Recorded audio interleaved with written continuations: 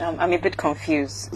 Help me understand this conspiracy. Listen to me very carefully. Like I said it earlier, there is an interest amongst elements within the world powers to turn this country into a theater of war. I mean, I've said it earlier that there's I want to know on what basis do you say this? Simply because, well, why do people? What happened in the First World War? Why were some people interested in creating chaos and causing a First World War?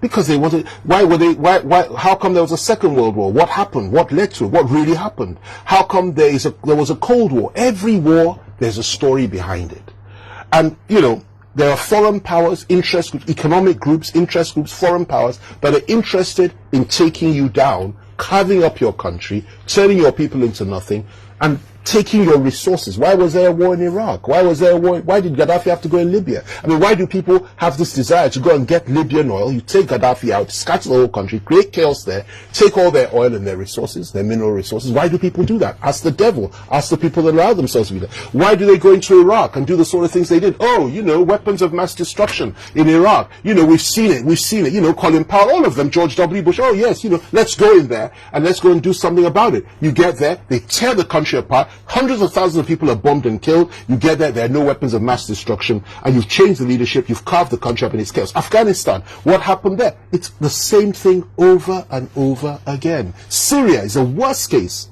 Absolutely horrendous. I followed that closely. I wrote about it over and over again in those years. Had it not been for Russia, Assad would have gone, the country would have, and what was happening? An Islamist rebellion. ISIS was the one leading the charge against a secular government. A secular government that was protecting the interests of Muslims, moderate Muslims, Christians, and Shia Muslims. And you wanted to take them out. And their soldiers were carving out the hearts of people and eating them in front of the TV cameras.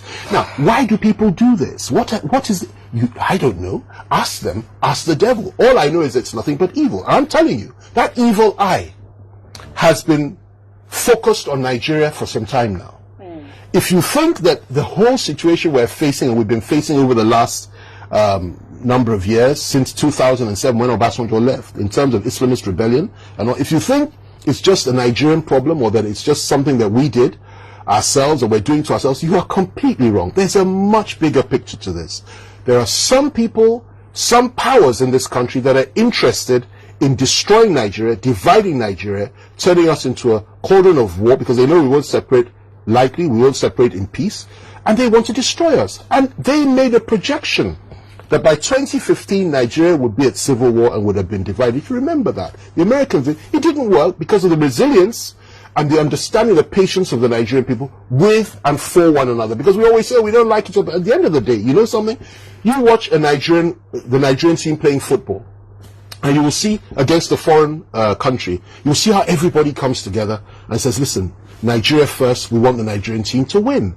So when push comes to shove, we may have differences.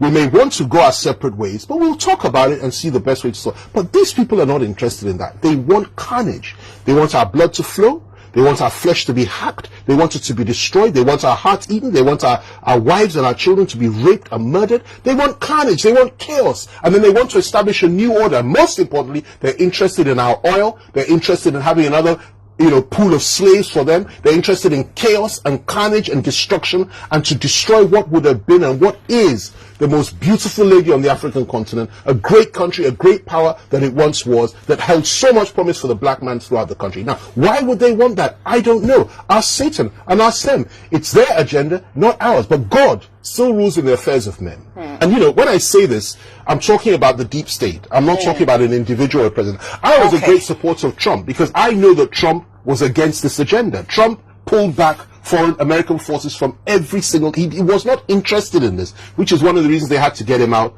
at all costs. A lot of Nigerians don't appreciate or understand this, but those of us that know what's going on in this national understand it very, very well. Now, the situation we're in now is that the very people that said that effectively supported the Islamist agenda and the terrorists to take over Libya, to take over Syria, to attack Iraq, and also to bring in a new order in Nigeria, which had its baggage, are the people that are back in power in America today. That's the reality. Biden was the vice president to Obama. And Obama in my view, committed atrocities. Oh, average Nigerian. Why would you say Obama has anything to do with this? We love Obama. They don't understand, and you can't blame them. So if you want to talk about the involvement of foreign powers, talk about Britain, talk about America, talk about France, talk about the conflict between France and America on the African continent, talk about the inclusion and incursions of China. It's a very complex plot.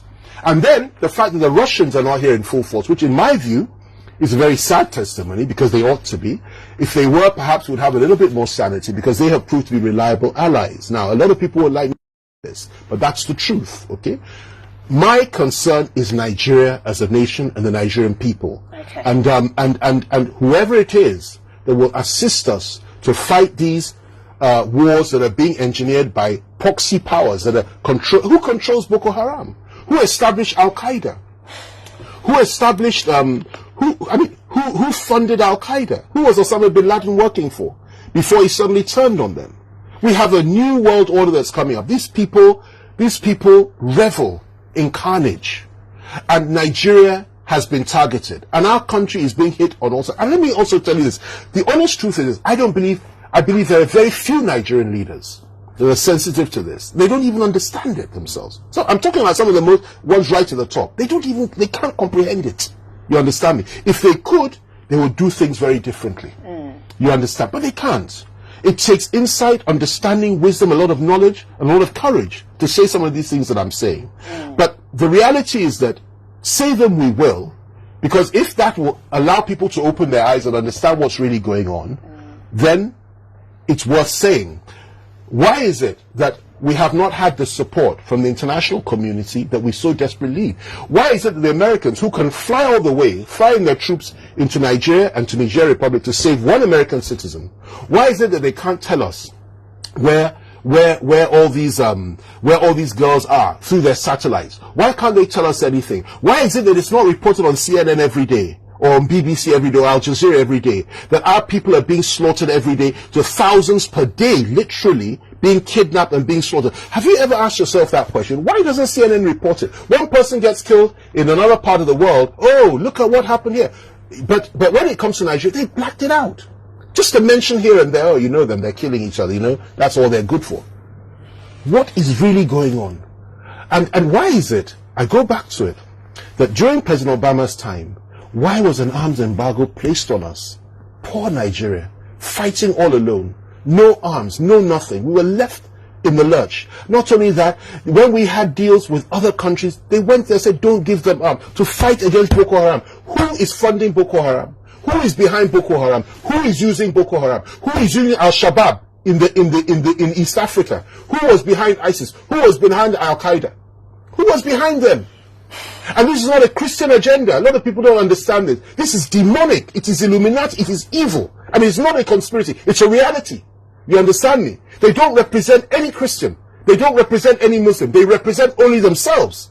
You understand? And the only way to fight them is through prayer, understanding, wisdom, and knowledge, and the impartation of knowledge to our people that this is what is going on. Our enemies are not our own brothers and sisters, whether Christian or Muslim or Northerner, they are, or Southern. Our enemies are outside these shores that see us as a space that needs to be filled with blood and destruction and carnage, and they relish in it.